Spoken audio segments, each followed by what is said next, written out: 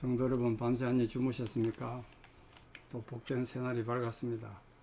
하나님께 찬양 드리며 예배자로 나가겠습니다. 536장 예전참서 326장입니다. 죄짐에 눌린 사람은 536장 찬양 드립니다.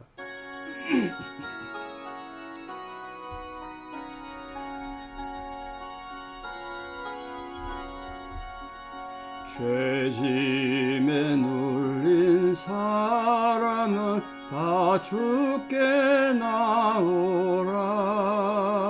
주 말씀 의지할 때에 곧 평안 얻으리. 의지하세 주 의지하세. 구하시네 곧 구하시네. 참 구원 주신 주께서 보혈을 흘렸네. 눈같이 희게 할 피에 온몸을 잠그네. 의지하세 주 의지하세. 구하시네 곧 구하시네. 길 대신 우리 구세주 노린도 하시네. 너 지체 말고 믿으면 참 복을 받겠네. 의지하세 주 의지하세.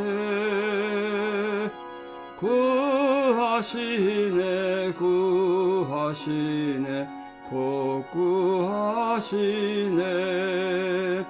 온 성도 하나 되어서 영광길 걸으며 한없는 은혜 받아서 영원히 누리리. 의지하세 주 의지하세. 구하시네 곧 구하시네. 아멘. 함께 신앙 고백 드리겠습니다. 나는 전능하신 아버지 하나님 천지의 창조주를 믿습니다. 나는 그의 유일하신 아들 우리 주 예수 그리스도를 믿습니다. 그는 성령으로 잉태되어 동정녀 마리아에게서 나시고 본디오 빌라도에게 고난을 받아 십자가에 못 박혀 죽으시고 장사된 지 사흘 만에 죽은 자 가운데서 다시 살아나셨으며 하늘에 오르시어 전능하신 아버지 하나님 우편에 앉아 계시다가 거기로부터 살아있는 자와 죽은 자를 심판하러 오십니다. 나는 성령을 믿으며 거룩한 공교회와 성도의 교제와 죄를 용서받는 것과 몸의 부활과 영생을 믿습니다. 아멘. 2023년 10월 20일 금요일 새벽 하나님 주신 말씀 사무엘상 20장 1절에서 13절입니다. 사무엘상 20장 1절에서 13절 봉독에 올리겠습니다. 다윗이 라마 나요스에서 도망하여 요나단에게 이르되 내가 무엇을 하였으며 내 죄악이 무엇이며 네 아버지 앞에서 내 죄가 무엇이기에 그가 내 생명을 찾느냐. 요나단이 그에게 이르되 결단코 아니라 네가 죽지 아니하리라. 내 아버지께서 크고 작은 일을 내게 알리지 아니하고는 행하지 아니하나니 내 아버지께서 어찌하여 이 일은 내게 숨기려 그렇지 아니하니라. 다윗이 또 맹세하여 이르되 내가 네게 은혜를 받은 줄을 네 아버지께서 밝히 알고 스스로 이르기를 요나단이 슬퍼할까 두려운즉 그에게 이것을 알리지 아니하리라 하미니라. 그러나 진실로 여호와의 살아계심과 네 생명을 두고 맹세하노니 나와 죽음의 사이는 한 걸음뿐이니라. 요나단이 다윗에게 이르되 네 마음의 소원이 무엇이든지 내가 너를 위하여 그것을 이루리라. 다윗이 요나단에게 이르되 내일은 초하루 일인즉 내가 마땅히 왕을 모시고 앉아 식사를 하여야 할 것이나 나를 보내어 셋째 날 저녁까지 들에 숨게 하고 네 아버지께서 만일 나에 대하여 자세히 묻거든 그때 너는 말하기를 다윗이 자기 성읍 베들레헴으로 급히 가기를 내게 허락하라 간청하여 사오니 이는 온 가족을 위하여 거기서 매년제를 드릴 때가 되면이라 하라. 그의 말이 좋다 하면 네 종이 평안하려니와 그가 만일 노하면 나를 해하려고 결심한 줄을 알지니 그런즉 바라건대 네 종에게 인자하게 행하라. 네가 네 종에게 여호와 앞에서 너와 맹약하게 하였음이니라. 그러나 내게 죄악이 있으면 네가 친히 나를 죽이라. 나를 네 아버지에게로 데려갈 이유가 무엇이냐 하니라. 요나단이 이르되 이 일이 결코 네게 일어나지 아니하리라. 내 아버지께서 너를 해치려 확실히 결심한 줄을 알면 내가 내게 와서 그것을 내게 이르지 아니하겠느냐 하니 다윗이 요나단에게 이르되 내 아버지께서 혹 음하게 내게 대답하면 누가 그것을 내게 알리겠느냐 하더라. 요나단이 다윗에게 이르되 오라 우리가 들러 가자 하고 두 사람이 들러 가니라. 요나단이 다윗에게 이르되 이스라엘의 하나님 여호와께서 증언하시거니와 내가 내일이나 모레 이맘때에 내 아버지를 살펴서 너 다윗에게 대한 의향이 선하면 내가 사람을 보내어 네게 알리지 않겠느냐. 12절까지 봉독해 드렸습니다. 다윗의 고난이 시작되고 정처없는 방황이 시작되는 방랑이 시작되는 방랑객 도망자 다윗입니다. 도망자 다윗. 여러분 태무진 아십니까? 태무진. 나중에 징기스칸으로 이름을 바꿔서 몽골을 전체 통일했을 뿐 아니라 인류 역사상 가장 넓은 영토를 가졌던 사람이 징기스칸입니다.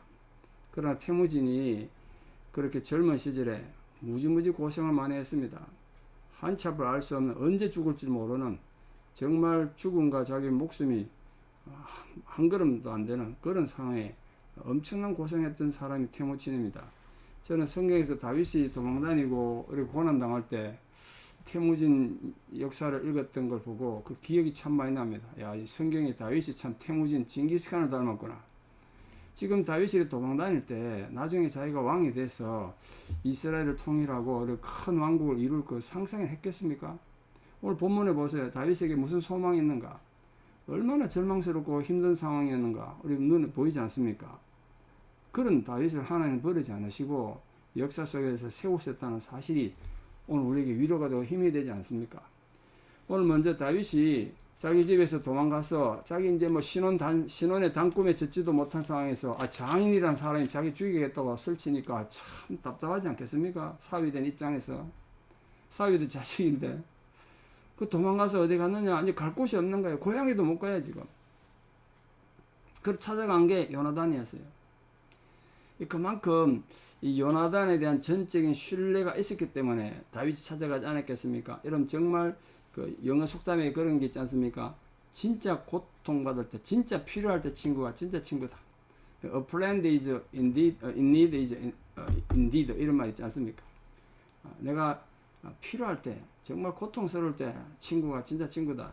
이 다윗이 이런 어려운 상황에서 정말 죽음의 위기에 처하고 갈 곳이 없고 답답할 때 요나단을 생각했다는 건 그만큼 두 사람이 진실되게 서로에게 대했다는 거예요. 뭐 친구라면 친구고 지금은 뭐 사실은 친구라고만 말하기 힘든 상전이고 한 사람은 다음에 왕이 될 사람이고 한 사람 부하 같은 그런 상황인데 그런 신분의 벽을 허물고 정말 이렇게 진지하게 관계를 맺었다는 거 아닙니까? 그 이유는 두 사람 다 하나님에 대한 경외심이 있었기 때문에 그래요. 신앙이 다르면요 인간관계에 정말 깊은 우정에 대해 참 어려움을 제가 많이 느낍니다. 저도 고등학교 때 목숨을 나눌 만한 그런 친구들이 있었는데 고등학교 다닐 때 다 전도를 했는데 50년 60년 만에 만났더니 다 교회를 안 다니더라고요. 그러니까 대화가 안 돼요. 이제 평신도도 아니고 교회를 안 다니는 사람하고 목사인 제가 만나서 정말 반갑게 만나가지고 밥을 먹고 하는데 대화가 안 되더라고요. 답답하더라고요. 신앙이 다르면 하나님 앞에 이렇게 그렇게 친한 친구인데 그 친구도 나를 위해 죽을 수 있고 나도 그 친구에서 기꺼이 죽겠다는 그런 친구인데도 신앙이 다르니까 참 답답한 큰 벽을 느꼈습니다. 오늘 요나단이나 다윗이 이렇게 절체절명의 위기 상황에서 서로 생각하고 의지할 수 있었던 건 뭐 단순한 인간관계가 좋았기 때문이 아니라 두 사람 다 하나님에 대한 신앙 때문에 그래요. 신앙이 있었기 때문에 그런 겁니다. 그러니까 여러분의 모든 관계에 뭐 구역의 모임이든 친구의 모임이든 같이 운동하는 분이든 단순히 그 자리에 머물러 있지 말고 여러분 그 모임에 서로가 서로를 향한 하나님에 대한 신앙이 있기를 바랍니다. 서로가 모든 사람이 하나님 경외하는 가져야 인간관계가 문제가 안 생겨요. 하나님에 대한 신앙 고백 없이 잘못된 관계를 맺으면 늘 문제가 생기지 않습니까? 이 요나단은 이 다윗을 위해서 얼마나 전심했나 보십시오. 지금 이 다윗이 답답해서 지금 1절에 보면 세 가지나 말합니다. 그죠? 다윗이 자기 결벽을 위해서 뭐라고 말합니까? 내가 도대체 뭘 했냐는 거야. 1절에 보십시오.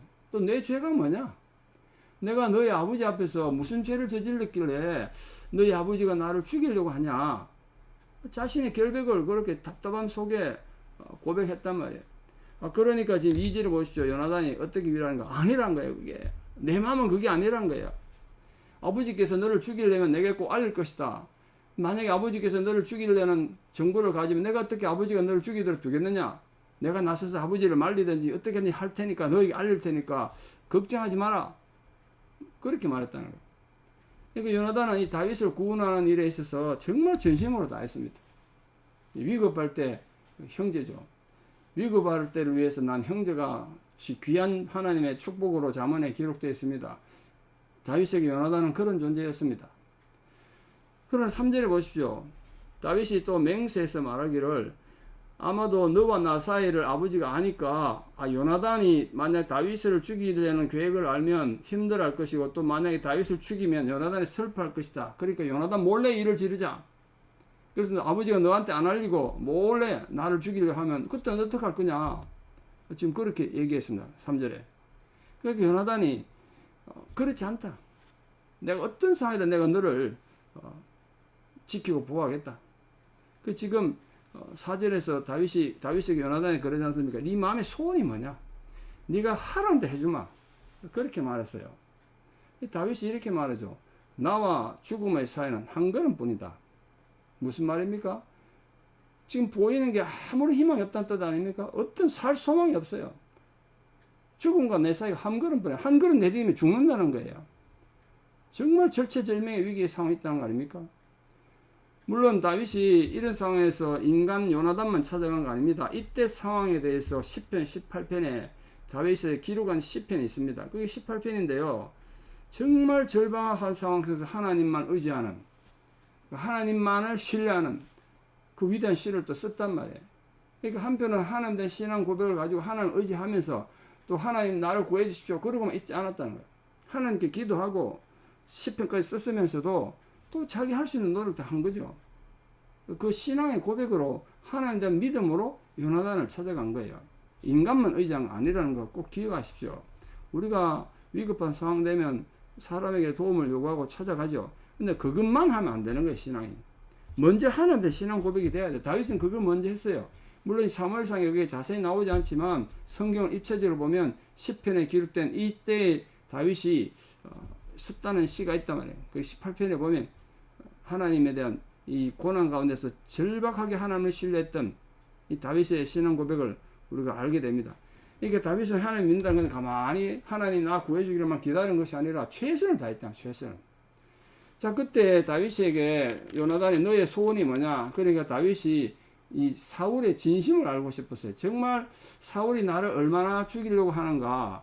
그냥 순간적인 감정인지 정말 죽이려고 하는지 그걸 알고 싶었습니다. 그러니까 다윗이 그만큼 지혜가 있는 거죠. 월삭이라고 하는데 매월 초하루는 원래 하나님 앞에 제사도 드리고 왕과 신하들이 함께 모여서 식사를 했습니다. 한 주간 정도 했단 말이에요. 그게 초하루입니다. 초하루. 월삭이라고 예전에 우리 배웠지 않습니까? 월삭. 매월 초하루 왕이 집례하는 만찬입니다. 만찬. 거기에 내가 3일 동안 안 나갈 테니까 만약에 너희 아버지가 내가 3일 동안 안 나간 뒤에 다윗이 어디 있느냐? 왜 다윗은 왕이 주재하는 만찬 자리에 원초에 하는 월삭에 만찬이 오지 않느냐? 만약 묻거든 네가 이렇게 대답하라는 거야. 다윗이 내한테 와서 자기 집 고향 베들레헴에 잠시 가도록 허락을 하길래 내가 허락했습니다. 왜 가려고, 왜 가느냐 물으니까 가족들 제사 드리러 간다고 합니다. 그래 내가 허락해서 보냈습니다. 이렇게 얘기해보란 거야, 아버지한테. 만약에 사울이 자기를 죽일 의도가 없으면, 아, 그러냐? 그럴 수 있지. 이렇게 대답할 거고, 사울이 정말 자기를 죽일 의도가 있으면 막 화를 내고 바보짓이라고 네 잘못했다고 막 할 거란 거예요. 실제로는 나중에 그게 증명이 되죠. 요나단도 그거 들어보니까, 아, 그 일리가 있다. 내가 그렇게 해서 모든 알아서 내가 너희에게 알려주마. 그렇게 말했습니다. 그리고 지금 뭐라고 그랬냐면 11절에 보십시오. 요나단이 다윗에게 이르되 오라 우리가 들로 가자. 같이 들로 나갔다는 거야. 여러분 가인도 동생 아벨을 데리고 들로 나갔는데 그것도 데려가 죽였잖아요. 들판으로 가 죽였어요. 요나단은 왜 다윗을 들로 내려갔느냐? 사람 눈치 안 보고 아무도 모르는 곳에 가서 다윗을 위로하고 다윗의 미래에 대해서 계획도 알려주고 그를 격려하기 위해서 데려가서 뭐 같이 기도도 하고 했겠죠. 이 다윗의 간청에 대한 응답은 그거였습니다. 아버지가 너를 죽일 계획을 꾸미고 있다는 걸 알게 되면 내가 분명히 너에게 알려주겠다. 뭐 그걸 다윗의 생명을 살리기 위해서 그렇게 했다는 거예요. 요나단은 자기가 이 사울의 악한 계획을 다윗에게 알리지 않아서 다윗을 만약에 어려움에 빠뜨린다면 하나님께서 자기에게 벌 위에 벌을 내릴 것이다. 그렇게 하신 말이에요. 요나단은 그만큼 자기 삶의 기준이 하나님께 있었던 정말 참된 신앙인입니다. 정말 그 하나님을 경외하는 모습이 성경에 요나단의 모습이 많이 기록되어 있지 않습니까? 오늘 이것이 우리에게 주어진 하나님을 향하여 또 우리 관계 속에서 어떻게 신앙생활을 아름답게 이루어갈 것인가에 대한 중요한 기준이 되고 가르침이고 교훈입니다. 말씀의 결론을 맺겠습니다. 여러분 인생이 살다 보면 내가 실수하고 내가 잘못해서 고난당한 거야 뭐 어떻게 남 탓하겠습니까? 다 내 책임이고 내 탓인데요. 그러나 나의 잘못과 상관없이 다른 사람들의 악행 때문에 내가 고난당할 때가 있어요. 참 억울하죠. 너무너무 억울해요. 그러나 여러분 그럴 때 잘 견디십시오. 그걸 잘 견디면 다윗 같은 위대하게 들어쓰인 하나님 사람 되는 거예요. 그때 막 일일이 따지고 억울하다고 소리치고 그러면 될 것도 안 되는 겁니다. 하나님 우리를 쓰시지 못해요. 여러분이 다윗처럼 지금 답답하고 힘든 상황이 있다면 정말 하나님 묵상하는 자로서 하나님 앞에 견고히 서는 분들 되기를 바랍니다. 또한 요나단처럼 여러분에게 정말 힘들고 어려워서 찾아서 여러분의 도움이 필요한 분들이 있습니까? 여러분은 누구의 친구입니까? 여러분 누구의 친구냐고요? 고난당한 다윗의 친구가 된 요나단처럼 지금 어려운 가운데 있는 사람들에게 손을 내밀고 그들을 격려하고 지지하고 위로하는 거룩한 하나님 백성들로 사용되는 우리 모두가 되기를 진심으로 축원합니다. 기도드리겠습니다. 참 좋으신 아버지 하나님, 오늘도 우리가 살아가는 하루의 삶 속에 하나님께서 우리를 얼마나 사랑하시는지를 깊이 묵상하고 하나님 경외하는 자로 살기 원합니다. 오늘 다윗이 정처 없는 방랑의 길을 떠납니다. 도피자가 되어서 참 힘든 상황을 이제 시작하게 될 텐데 우리 인생이 살다가 그렇게 예기치 못한 고난의 광야로 내몰릴 때가 있습니다. 누구라도 예기치 못한 어려움을 겪을 수 있습니다. 그때 주여 우리가 절망으로만 시간을 낭비하지 말고 원망과 억울함으로만 우리 자신을 무너뜨리지 않고 그 절망의 광야에서도 하나님만을 신뢰하고 의지함으로써 우리가 믿음의 사람들 우뚝 세워지는 은혜가 있기를 바랍니다. 지금 다윗처럼 이렇게 정처 없이 떠돌아야 되는 절망의 상황에 있는 분들이 있습니까? 마음이 답답하고 낙심된 분들이 있습니까? 하나님이 위로자가 되어주시고 하나님의 경지가 함께 해주기를 바랍니다. 오늘 요나단이 보여준 이 아름다운 마음을 우리가 봅니다. 하나님 경외하는 마음으로 우리가 이웃을 돕고 사랑하고 정말 고난당한 이웃들을 위해서 내 것을 희생하는 그런 열린 마음에 성숙한 성도로 살아가는 복된 자녀들 다 되게 도와주시옵소서. 이제는 우리 주 예수 그리스도의 은혜와 하나님 아버지의 만극하신 사랑과 성령님의 위로 교통 역사하심이 오늘도 하나님 경외하는 마음으로 믿음으로 승리하기를 결단하는 사랑 성도님들의 아름다운 신앙의 고백 위에 또 우리 사랑하는 모든 자녀들 삶 위에 이제부터 영원토록 함께 하시옵기를 간절히 축원하옵나이다. 아멘. 예, 내일 또 토요일인데 교회 오셔서 함께 교회를 돌보고 예배드리겠습니다. 내일 또 뵙겠습니다. 오늘 하루도 믿음으로 승리하십시오. 감사합니다.